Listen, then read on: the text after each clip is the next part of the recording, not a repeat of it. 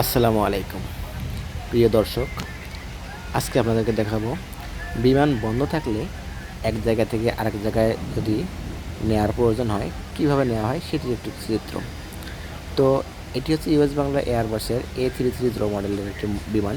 এটি মূলত এয়ারবাস। এই বিমানটিতে যাত্রী ধারণ ক্ষমতা প্রায় 400 জনের মতো। তো আপনারা যে দেখতে পাচ্ছেন বিমানটি বিশাল একটি বিমান, সেটিকে সামান্য অর্থাৎ ছোট একটি পুশকার্ট গাড়ি যাকে বলা হয় সেটি দিয়ে এক স্থান থেকে আরেক স্থানে নেওয়া হচ্ছে। অর্থাৎ বিমান যখন বন্ধ থাকে তখন সেটিকে এক স্থান থেকে অন্য স্থানে স্থানান্তর করার জন্য অন্যর উপর নির্ভরশীল হতে হয়। তো কেননা এক জায়গা থেকে আরেক জায়গায় নিয়ে বিমান নেওয়ার জন্য যদি স্টার্ট করা হয় তাহলে অনেক খরচ বা অনেক ব্যয়বহুল হয়ে পড়ে। সেজন্যই ছোটো ছোটো গাড়িগুলো বা ছোটো ছোটো পুশকার্টগুলো ব্যবহার করা হয়। তো সেটি আপনাদেরকে একটু দেখালাম। তো দেখুন এই বিমানটি এক প্রান্ত থেকে আরেক প্রান্ত নেওয়ার জন্য এই প্রচেষ্টা। তো এরকম ভিডিও আরও পেতে চাইলে আমার চ্যানেলটি সাবস্ক্রাইব করে অবশ্যই ভালো থাকবেন। আর ভিডিও ভালো লাগলে অবশ্যই আপনাদের লাইক কমেন্ট করে মতামত জানাবেন।